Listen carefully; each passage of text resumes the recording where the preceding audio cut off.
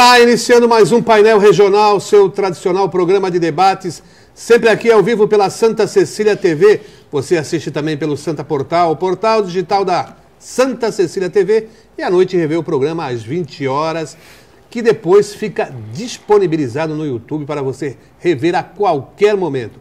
Porque aqui você tem informação, opinião e comentário com conteúdo, porque sempre a presença de convidados especiais e comentaristas que levam a você o que de mais importante acontece aqui na região, em todo o estado, os temas nacionais que repercute direto no dia a dia de você, telespectador, de você, internauta. Hoje recebendo aqui com muita honra o professor, o repórter cidadão Cristiano Silva. Ao lado dele, o radialista, homem de comunicação, Milton Gonçalves, sempre antenado com as questões de informação aqui da região da Baixada Santista, os temas políticos, os temas econômicos, as grandes causas sociais da Baixada. E ao meu lado direito aqui o advogado Manuel Rogério, combativo advogado, também presente sempre nas lides sociais aqui da Baixada Santista. Ao lado dele a Jéssica Souza, que fala para você, internauta, para você, telespectador, como participar, como interagir conosco aqui no painel regional. Porque você e a sua importância, você também é integrante aqui desta bancada. Jornais parceiros como o Diário do Litoral. Manchete de hoje: acusado de matar Dan Nunes é condenado a 18 anos de prisão. Aquele crime ocorrido aqui com um músico na Baixada Santista foi condenado então a 18 anos, o acusado, em julgamento ocorrido ontem no Tribunal do Júri de Santos. Passo aqui para o Cristiano, para o Milton Gonçalves e uma edição também para o Manuel Rogério. Outro jornal parceiro do mesmo grupo do Diário do Litoral é a Gazeta de São Paulo. Advogado de Cunha não descarta a delação.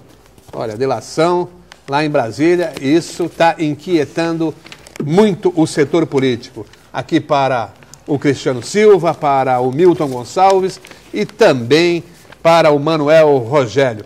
E a gente já vai começando o painel desta tarde cumprimentando os nossos convidados, como o Cristiano Silva, que hoje veio aqui especialmente em homenagem ao Outubro Rosa. Tudo bom, Cristiano? Tudo bom, Heraldo. Parabéns e boa tarde pela condução do painel regional. Ao Milton Gonçalves, também meu boa tarde. Ao doutor Manuel Rogério Garcia, a Jéssica, a toda a equipe da Santa Cecília TV, em especial ao senhor aí de casa que nos assiste. Boa tarde. Milton Gonçalves, tudo bem, Milton? Boa tarde, Heraldo, doutor Manuel Rogério, Jéssica, nosso repórter cidadão. E abrindo aí o painel regional com uma notícia triste: a morte, o falecimento do nosso capitão, né, do Tetra, o Carlos Alberto Torres, veio a falecer pela manhã de hoje. Um lateral direito que com certeza ficará marcado na memória de todos. Eu, infelizmente, tive a oportunidade de vê-lo jogar, mas depois, alguns vídeos que eu vi, jogos assim que com certeza não saem da minha memória, e infelizmente perdemos um grande lateral direito, do jeito que está o futebol de hoje, o que aconteceu no domingo no Maracanã. Infelizmente, o futebol não é mais como na década de 70 e 80. É verdade, registro triste aí, a morte do Carlos Alberto Torres, o capitão do tricampeonato, lá em Guadalajara, no México. Eu tive a oportunidade de ver ele levantando a taça Gilles Gimê. Manuel Rogério também assistiu, não? Não. Assistiu depois. Assisti depois. Eita. Não porque eu não era vivo, mas tinha acabado de nascer. E não tive o prazer de presenciar essa festa que foi a Copa de 1970. Né? E todos nós estamos tristes com a morte do nosso capitão da nossa seleção. Eu queria dar uma boa tarde aos nossos telespectadores, uma boa tarde especial a vocês. Queria cumprimentar a mesa, você, Milton, professor Cristiano, Heraldo e a Jéssica. Estou aqui de volta para participar do painel regional. Muito bem, Jéssica Alves. Se o Manuel Rogério não viu, a Jéssica, então, acho que só naqueles filmes antigos lá e tal, quando se fala de futebol, né, Jéssica? Pois é, né, Heraldo? Mas já ouvi falar muito bem dele, então que fica essa eterna saudade aí. Então, ótima tarde também para o Cristiano, ao Milton, ao Dr. Rogério, e também para você aí de casa, uma ótima tarde. Participe conosco através dos telefones 3223-1120 ou 3223-7676. Você pode participar também através do Facebook, facebook.com/Painel Regional TV. Mande a sua dúvida, sugestão, pergunta, opinião, fique à vontade. A bancada é bem democrática. Muito bem. O tom andou subindo lá por Brasília, Milton Gonçalves. Renan Calheiros aí falando que o ministro da Justiça, né, o Alexandre de Moraes, mais parece um chefete de polícia. Chamou o juiz lá de juizeco. Muitos atribuem essa pecha de juizeco ao Sérgio Moro, mas não, é aquele juiz que deu a ordem para que a Polícia Federal prendesse os policiais lá do Senado, né? E também essa nova fase aí das investigações, em que aparece aí o codinome Amigo, né? Que seria o tratamento dado ao ex-presidente. Isso consta aí no relatório de iniciamento do Palocci, lá por investigação da Lava Jato, corre lá por Curitiba, né? Agora, essa fala do Renan, um pouquinho pesada, não? Eu vou mais longe. Foi muito pesada. Infelizmente, no país que nós vivemos, né, as leis que nós temos, ele, com certeza, ele acabou usando desse palavreado pela imunidade parlamentar que ele tem, porque se ele fosse um cidadão normal, ele não usaria, e hoje poderia até já estar sendo, de repente, detido para prestar algum depoimento, algum julgamento. Enquanto ele estiver no poder, ele vai poder deitar e rolar e usar o palavreado que ele usou ontem. Eu acho que mesmo que ele, enquanto o presidente do Senado, tem o poder que tem a imunidade parlamentar que ele tem, eu acho que ele não deveria ter usado os adjetivos que ele usou ontem, né? Eu acho que as pessoas têm que ser tratadas com muito respeito, muito carinho, muito amor. O que falta naquele Congresso, naquele Senado e em Brasília é muito amor no coração daquelas pessoas, né? Todo mundo faz política com fígado, pensando no seu umbigo, olhando para si próprio, pensando no que eles vão ganhar. Não o que a população, não o que o brasileiro vai ganhar, né? Ontem também mais um jantar para a votação da PEC, Exato. Entendeu? Quer dizer, eu acho que tudo isso tem que parar. E eles cada vez mais, eles percebem que eles são imunes, que eles são autoritários, que eles podem fazer o que eles querem, está tudo certo. E que se dane o povo brasileiro, e que se dane o eleitor, e que se dane os municípios, e que se dane todo mundo. É eles e eles, é uma confraria em Brasília, né? O clube do Bolinha, entendeu? Isso tem que acabar. Mas isso tudo, por quê? Porque o sistema é assim, né? Tem que ter os conchavos, tem que ter os acertos para poder chegar na votação da PEC, que é a segunda discussão, se eu não me falha a memória hoje. Sim, mas o sim de um deputado X lá não é um sim puro simplesmente por causa do senhor, da senhora que está nos assistindo agora. Não, é um sim primeiramente pensando no que aquele deputado vai ganhar, o que ele vai poder utilizar na sua reeleição em 2018 e por aí vai. Então é muito triste. Eu espero que o governo dê uma resposta rápida, já demorou, né, de dar uma resposta rápida com as palavras do Renan Calheiros, e que a gente possa cada vez mais mudar um pouco a história, porque o que a gente vem visualizando, ouvindo lá de Brasília e agora de Curitiba, né, o Amigo, né, indo ali no Amigo... Amigo do meu pai, amigo do não sei quem, amigo de todo mundo, né? Caramba, e aí também tem a amiga, que é a Dilma, que segundo a apuração da Polícia Federal, é a Dilma, que quando o Palocci já não era mais ministro, foi conversar com o Marcelo Odebrecht, o Marcelo Odebrecht colocou lá, né, inclusive a Odebrecht tem até um departamento específico para corrupção. A que ponto que nós chegamos, gente? Propina, a que ponto nós chegamos? Então, Heraldo, a gente vem discutindo isso aqui há muito tempo aqui nessa bancada, é gostoso fazer o programa, o telespectador deve estar falando assim, poxa, mas de novo, não temos que parar de ter a voz sua, nossa aqui, para que a gente possa, lá na frente, olhar para os filhos, para os netos e dizer assim, poxa vida, nós conseguimos mudar um pouco a história do nosso país. Deixa eu fazer uma pergunta um pouco diferente aqui para o nosso amigo, o Cristiano Silva, que é professor. Na sala de aula, os alunos chegam a comentar esses escândalos, Cristiano? Chegam a perguntar para o mestre, professor, afinal, o que está acontecendo com Brasília? É assim mesmo? Essa corrupção vai parar onde? O que a gente está fazendo aqui? Estudando para quê? Só tem ladrão? Só estão roubando os cofres públicos? Realmente, Geraldo, os alunos realmente questionam, até porque o aluno ele sente no bolso, ele sente quando ele abre a geladeira da casa dele, ele sente quando entra na sua casa, ele pisa na lama, ele atravessa a vala, ele abre a geladeira, não tem o que comer, muitas vezes é fruto dessa corrupção que o Brasil vive e que o Brasil sempre fez parte, né, desde a época da colonização. Eu concordo aqui com o Milton quando o Renan Calheiro foi infeliz nas declarações, principalmente quando ele chama de fascista, né? Eu acho que ele não sabe muito bem o que é o fascismo, né? O fascismo ficou bem claro aí no mundo, né? É o totalitarismo, é o nacionalismo exagerado, é a falta de, é a censura, é usar a propaganda em benefício próprio.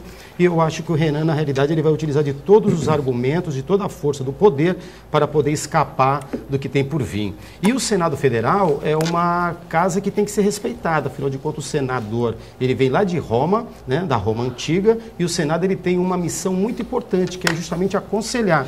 Então, se você tem na sua casa o conselheiro que na realidade está arbitrando, que na realidade está tentando obstruir um processo legal, então eu acho que o fascismo está ali dentro do Congresso Nacional, precisamente no Senado Federal. Muito bem.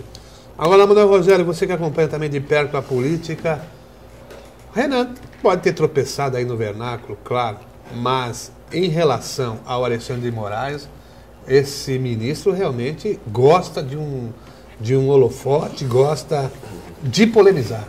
Aliás, já pediram a cabeça dele uns 3, 4 vezes, e o presidente Temer está ali segurando, porque se aceita, parece que se quedou aí, por exemplo, ao Renan, ou a outros que o criticam quando ele fala exageradamente demais, andou falando, inclusive, quando da prisão do Palocci. Chegou a anunciar, né? Estava participando de uma festa na política. Na cidade do Palocci? Lá em Ribeirão, de campanha para prefeito. Isso. E falou, olha, amanhã vai ter novidade, vocês vão ter novidade. Mas o presidente está segurando ali, é cota do PSDB, enfim. Como é que você está analisando isso tudo, Manuel Rogério? Olha, eu lamento muito que as instituições, elas se confundam com as pessoas que estão investidas no cargo naquele momento. Por quê? O Senado Federal é uma instituição muito forte e não pode perder o seu poder e não pode perder a sua autonomia. Como o ministro da República é uma instituição também muito forte, ele representa a República, também não pode perder o seu poder e a sua autonomia. Agora, quando as pessoas que se investem no cargo, elas vão além do que o cargo demanda, quando elas começam a emitir opiniões pessoais, opiniões de foro íntimo, é aí que está o problema. Porque eu me preocupo muito quando se generaliza Estado, Ministério, o Judiciário. Nós estamos falando de 3 poderes que têm que estar harmônicos e autônomos. Eles são autônomos e harmônicos entre si. Ou seja, um não tem hierarquia com o outro. Estou falando do Legislativo, Executivo e Judiciário. Um não pode, não é e nem pode ser mais forte que o outro. Agora, o problema é que quando as pessoas que estão investidas no cargo não têm estofo moral, e aí começa a deixar essa descredibilidade, deixar essa coisa que no Legislativo e no Executivo está tudo errado e só o Judiciário que está certo. Isso também não é bem por aí. Eu acho que tem problemas no Executivo, tem problemas no Legislativo e tem problemas no Judiciário. As instituições têm que permanecer fortes. Ainda temos a Constituição, e a Constituição que delimita o poder de cada um. Não sou eu, não é o Heraldo, não são os telespectadores, não são juízes que falam. Isso é a Constituição. Criou-se um conjunto de regras que comanda, que está na ponta da pirâmide, e comanda todo o resto. E todas as ordens, todas as atitudes têm que ser tomadas sempre à luz, sob a égide da Constituição Federal. É isso que é a minha preocupação. Eu temo que nesse momento que o Brasil está passando, por conta das instituições, que é um processo de maturação, nós tivemos uma eleição agora, vamos ter outra, e nesse processo de maturação, o eleitor vai tentando encaixar a pessoa que ele acha correta lá, e essas pessoas que vão se encaixando naqueles cargos, acho que vão tentar ser o mais correto possível. Para quê? Para que a gente não passe o momento que o Brasil está passando hoje. Hoje é um processo de maturação. Então, não vamos falar mais de Senado, não vamos falar mais de ministro. Vamos falar assim, a pessoa. Quer falar dessa pessoa que vocês falaram? Olha, o Renan fez isso, isso, isso. Olha, o Alexandre Moraes, quem é? O Alexandre Moraes, que tem um endereço, tem um CPF, tem um RG, é uma pessoa. E o Renan? Tem um endereço, tem um CPF, tem um RG, é uma pessoa também. E o juiz? Também tem um endereço. Agora, aquele que é investido do cargo de juiz da vara de Curitiba, da Justiça Federal, não precisa nem falar o nome, é a instituição que dá a ordem. Aquele que está no Senado, na presidência do Senado, uma das maiores autoridades, não a pessoa, mas sim a instituição. É só para deixar claro, porque senão as pessoas começam a criar um sentimento de raiva contra o Senado, contra o Executivo, exaltando o Judiciário, mas, enfim, são todos instituições que são compostas por pessoas, e aí o problema está no ser humano. Muito bem, vamos fazer um intervalo, a gente já volta daqui a pouquinho. Olá, já de retorno aqui, segundo bloco do painel regional. Olha, Rogério, 4.600.000 reais aí para saúde, Santos, Guarujá e Itanhaém. Agora ninguém mais vai ficar doente, é isso? Foi ontem no Palácio dos Bandeirantes, lá, o ministro da Saúde, junto com o governador Geraldo Alckmin. Vão repassar essa dinheirama aqui para essas 3 cidades da Baixada Santista. E olha que eu ainda acho pouco. Agora, isso criou uma certa polêmica, porque a Silmeira, a prefeita de Cubatão, que está com um problema seríssimo, né? Que está com o hospital lá praticamente fechado, já gritou e disse que isso é desumano, porque Cubatão também tem gente. Realmente, Cubatão também tem gente. O problema aí, eu acho que foi problema de gestão. Aqui em Santos, por exemplo, nós não tivemos nenhum hospital fechado, não sei em Itanhaém se teve, mas Cubatão foi várias as vezes problema com o CAUES que estava atuando lá, que já mudou umas 3 vezes, você tem razão. Por conta disso, fizeram essa escolha pelo município de Santos, Itanhaém e qualquer outra cidade. Guarujá. É o que vai receber menos, Guarujá. Exatamente. Agora é o que a gente espera, porque nós temos... A cidade de Santos é a que acolhe todas as cidades vizinhas nessa parte de saúde. Então, eu vejo não como uma discriminação das outras cidades, mas sim uma atitude correta e acertada, porque você investe aonde a população migra no momento em que tem algum problema de saúde. E aqui a gente está precisando abrir o Hospital dos Estivadores, que já foi reformado, que já foi inaugurado, só falta começar a funcionar e atender toda essa região. Muito bem. Ô Cristiano, 400 e poucos mil, não chega a 500 mil lá para... o município de Guarujá, né? Mas lá também problemas seríssimos na saúde, né? Eu acho que o Brasil está doente, viu? A saúde é um problema generalizado no Brasil. O Guarujá, como você disse, não é diferente. Uma cidade muito pobre, né? Que só tem um hospital. E eu fiz várias reportagens ali na Porta do Santo Amaro, inclusive quando o deputado Squacione conseguiu alguns valores para o Santo Amaro. E achamos que fosse resolver o problema, mas não resolveu o problema. Alguns valores quanto? Em torno de 7 milhões na época. 7 milhões? Porque foi 3 milhões para o Guaibê e ficou entre 5 e 7 milhões para o Santo Amaro. Que eu não tenho certeza se esses valores chegaram às mãos do hospital. Foi declarado pelo deputado na época. Né? Agora, quando você fala de saúde, 413 mil por ano. Então, se você dividir isso aí nos 12 meses, não vai fazer nem cosquinha no hospital que está sucateado, superlotado, uma cidade que vive doente. Eu acho que, na realidade, é mais jogo político, viu, Heraldo? Quando o governador abre suas portas para receber o ministro da Saúde dessas declarações, eu acho que o governador já está vendo lá na frente a presidência da República. Né? Quando ele declara que, independente do governo federal ajudar ou não o Hospital dos Estivadores, eles vão arcar com todo o custo, então eu acho aí que, na realidade, é uma política que está sendo feita já visando a presidência da República. Eu acho que a saúde vai continuar doente. Milton. Eu concordo com o nosso repórter cidadão e vou mais longe, né? Esse dinheiro, ele não vem de uma vez só. Não. Ele vai ser diluído aí em doses bem homeopáticas, né? Eu espero que com a aprovação da PEC, no meio do caminho, agora aprovamos a PEC, não pode mais mandar o dinheiro X que foi aprovado no dia 24 de outubro lá no Palácio dos Bandeirantes. Eu espero. E eu espero também que, ao que tudo indica, né, Raifa Madi será a nova prefeita de Guarujá, o Ana Parteira possa ser retomado, algumas ações a nível saúde possam ser retomadas, porque, na minha modesta opinião, durante esses 8 anos da atual gestão, a Guarujá especificamente realmente ficou na UTI, né? É problema na UPA da rodoviária, é problema na UPA lá de Vicente Carvalho, na UPA da Enseada ali no final da Dom Pedro, que foi inaugurada também em frente ao UNAERP, que também está sempre com problema. Então eu espero que realmente tenha um choque de gestão, né, na área da saúde, não só em Guarujá, mas em todos os municípios.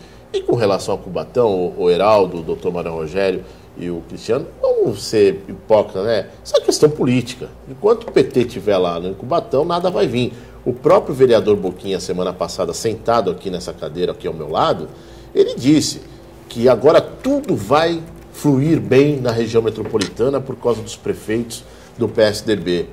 Poxa, tomara a Deus que flua, né? Mas a gente não pode acreditar que, pelo fato dos prefeitos serem do PSDB, que o dinheiro vai vir, que nem o Pedro Gouveia em São Vicente. Tomara a Deus que realmente o Márcio mande dinheiro para São Vicente, que o governador mande dinheiro para o Ademar em Cubatão, que o hospital de Cubatão possa sair da UTI, que o Irmã Dulce em Praia Grande possa evoluir, que o hospital de Itanhaém também possa melhorar o atendimento e por aí vai. Mas a gente tem que parar com essa politicagem de o prefeito não é do meu partido, não é meu alinhado ao governo estadual, ele não vai me apoiar em 2018 para presidente da República, não vou mandar dinheiro para ele. Não é para ele, é para os munícipes que estão doentes.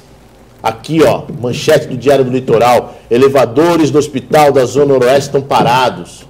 Um elevador parado. Será que de repente não é uma peça pequena que pode ser lá e trocada? Precisa fazer uma licitação. Cara pálida. Bom, tem tanta coisa que não faz licitação. Para chequinho precisa de licitação? Aí...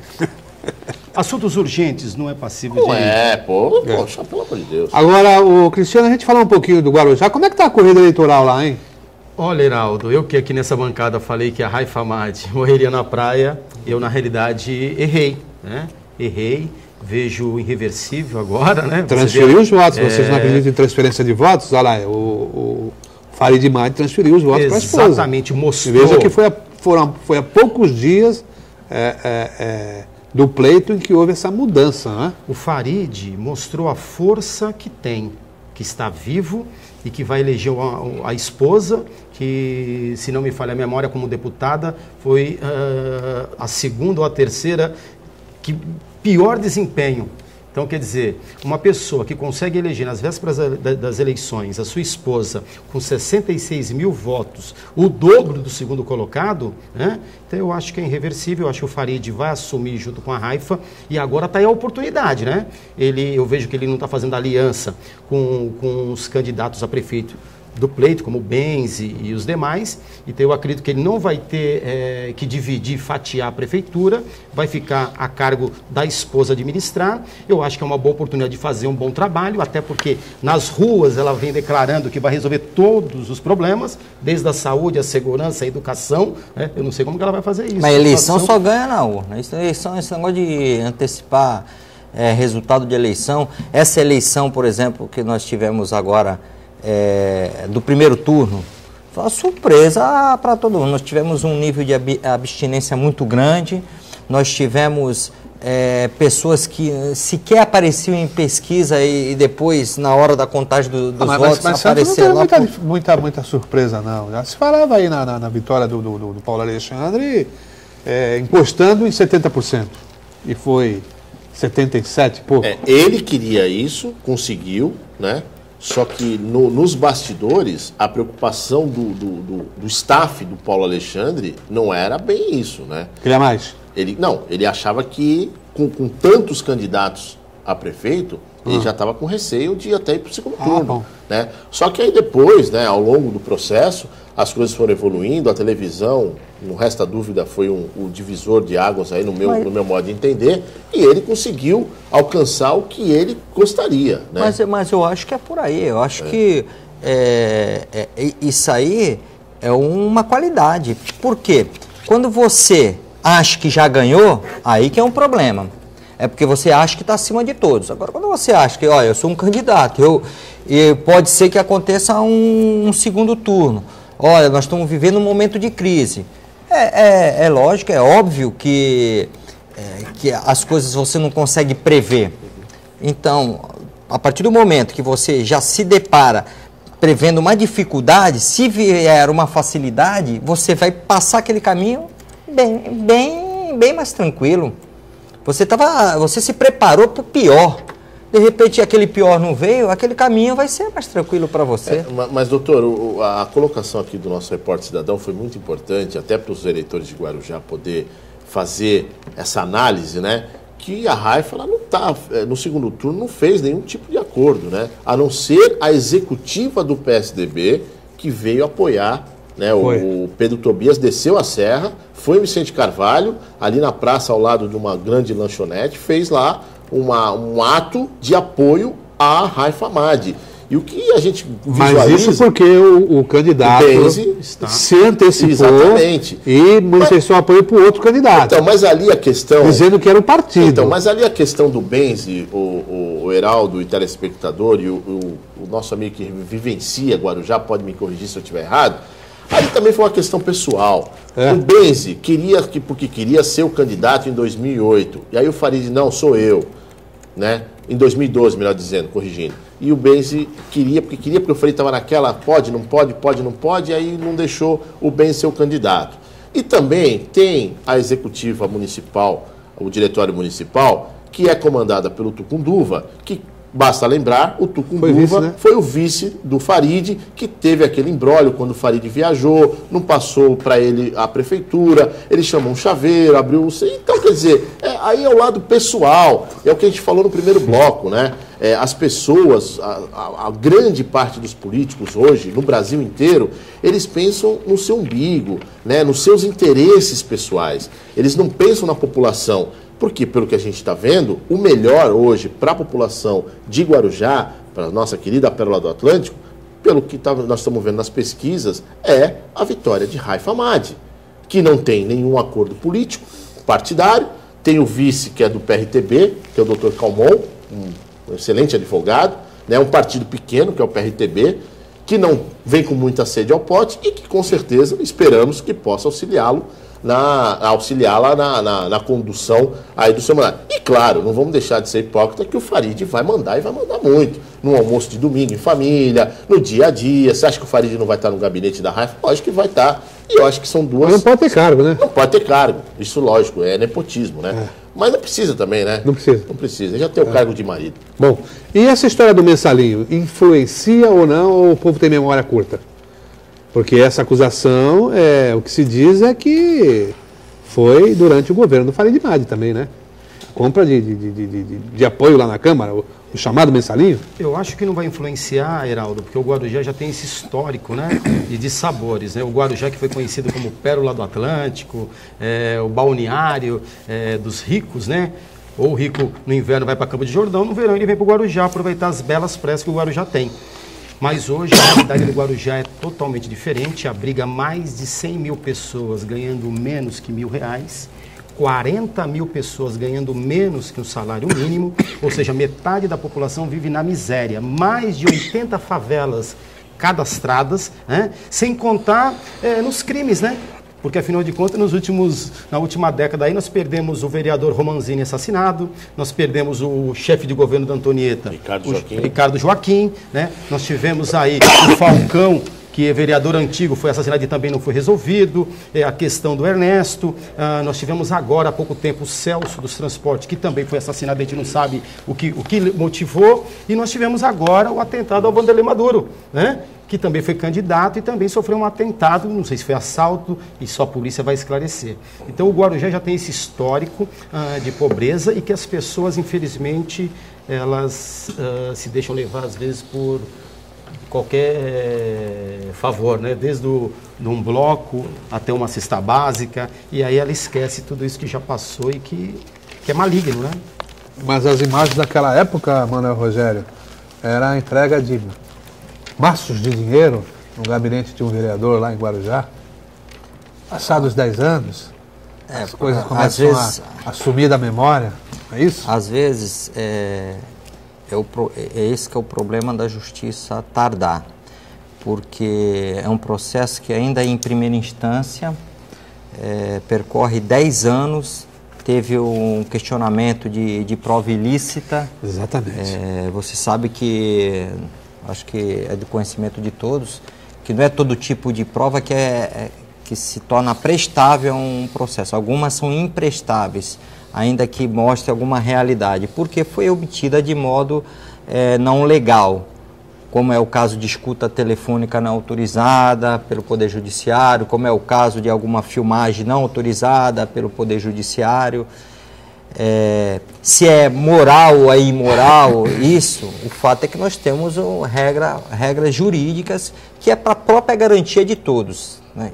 Essa questão, quando você pensa nas regras jurídicas que tem determinadas questões que pode causar a nulidade do processo, não pense que é para resolver o problema de alguém, mas é uma garantia que todos nós temos para saber que o processo ele tem uma regra. E essa regra vai valer para mim, para você, para qualquer um da mesa, pelo menos é assim que deve ser. Só que por conta disso, e por conta de vários recursos, esse processo ainda não saiu de primeira instância. Então, quando ele começa a se estender muito no tempo, ele vai se afastando da verdade. A verdade ela é como se fosse uma fumaça, ela vai sumindo, vai fugindo das mãos. E agora a gente vê isso aí. O processo não foi julgado, nós não podemos falar que nenhum desses são culpados, porque até o trânsito em julgado a pessoa ainda tem o direito de defesa. E eu mesmo, particularmente, eu não sei te dizer se acredito nas imagens, se não acredito. Eu já estou meio confuso em saber o que é certo.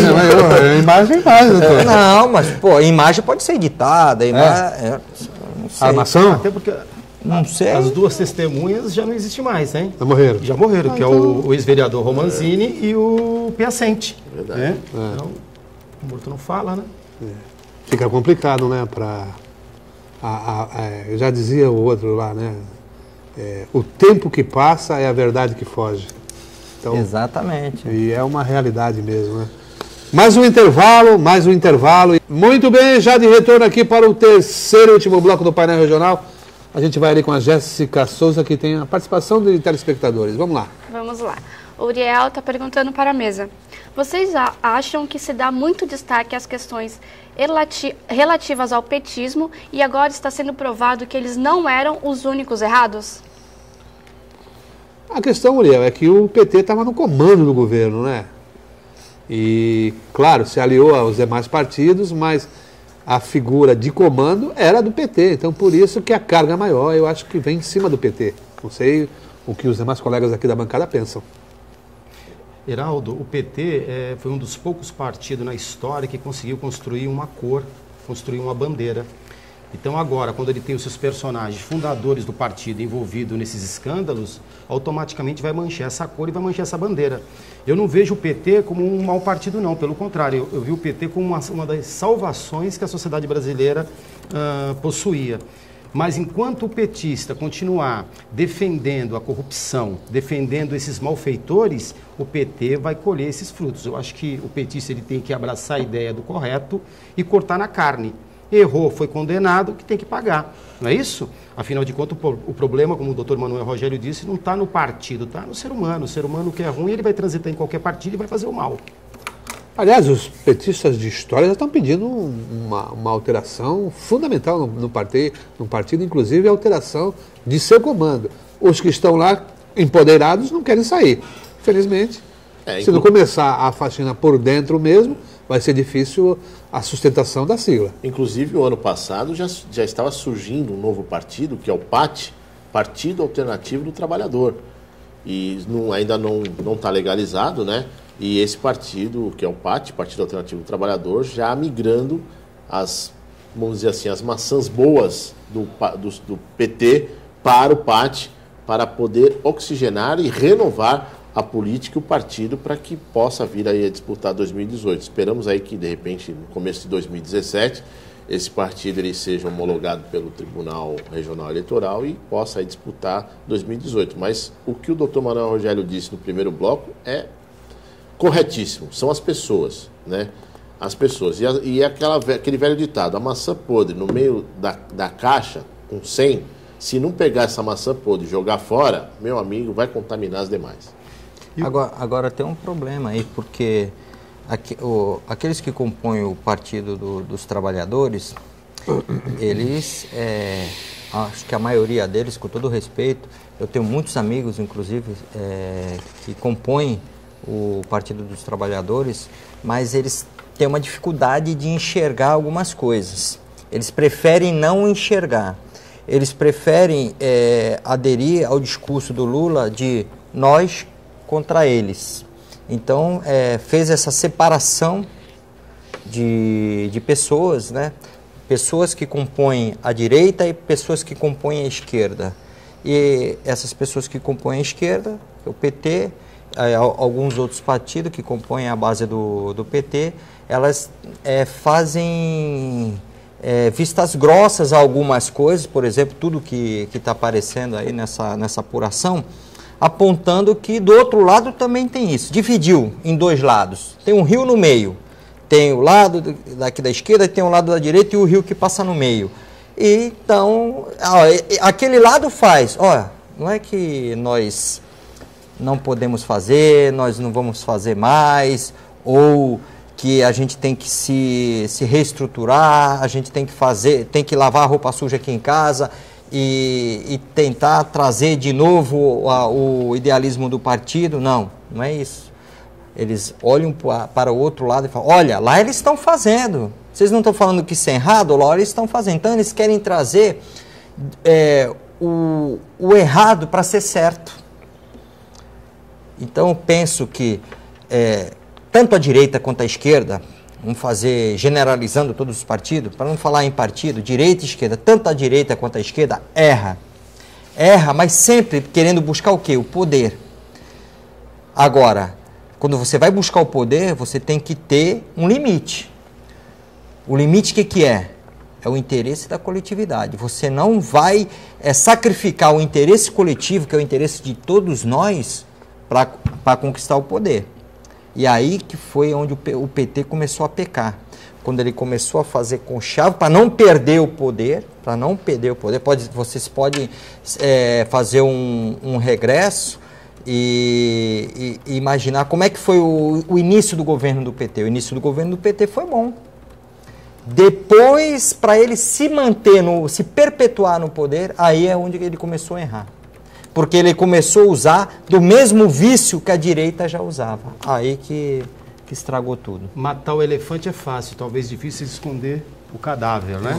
E aí eu pergunto, o chavão que o PT criou, companheiro, será que não vai mudar agora para amigo? Tá lá, né? Continua. Estão ali, né? Jéssica Souza. Vamos lá. O João Márcio está mandando uma pergunta para a mesa. Como fica o caso de Eduardo Cunha? Será condenado ou não? Olha, tudo leva a crer que será condenado. Agora, ele já contratou um advogado aí especialista em delação, né? Então, os bastidores de Brasília estão lá atentos, né, com o que poderá vir a acontecer. Porque o Eduardo Cunha, embora não fosse assim um dos próceres desse escândalo maior lá de Brasília, da roubalheira na Petrobras, era um homem que se dava aí a extorsão, pura e simples, em razão do cargo. Mas não que ele fosse o cabeça do saque à Petrobras. Concordo plenamente, Heraldo. Ele é mais um. Né? Ele é um número de muitos que mamaram e ainda alguns continuam mamando nas tetas da corrupção. Eu acredito que o Eduardo Cunha realmente seja condenado. Agora, vamos esperar a tão aguardada delação premiada de Eduardo Cunha. Que essa delação premiada realmente possa, né, fazer com que novos atores sejam integrados na carceragem da Polícia Federal, que eu acredito que essa carceragem, eu não sei o tamanho, nem quero conhecer, estou longe de saber como que é, mas eu acredito que, pelo que a gente vê na televisão, a carceragem da Polícia Federal em Curitiba não é tão grande. Será que vai caber todo mundo lá após essa delação premiada? Esta é a pergunta. E também, essa delação premiada ela tem que ser vista com bons olhos, muito bem ouvida, muito bem conduzida, né? Porque falar por falar, o que eu particularmente vejo nessas delações, que eu chego aqui e falo que o... Não, mas tem que ser provado. Então, exatamente, tem que ser provado. Senão eles não aceitam. Não, tem que ser provado, mas é isso que eu queria te falar. Tem que ser provado, né? Porque, de repente, o Eduardo Cunha, com a ira, com a raiva que ele está, de ter perdido o poder, de ter perdido o mandato, de ter perdido a presidência da Câmara, de repente ele sai com uma metralhadora atirando para tudo quanto que é lado. Lógico que nós temos o Sérgio Moro, temos outros juízes, não juizecos, né? Juizecos, não é o termo que juizecos, né? Que com certeza vão estar lá atentos e vão fazer com que essa delação premiada possa acolher novos moradores lá em Curitiba. Mas a pergunta do telespectador foi: Eduardo Cunha vai ser condenado? Vai. É bom que todos entendam assim, que a delação premiada, ela não tira a tipicidade do crime e nem anistia o crime.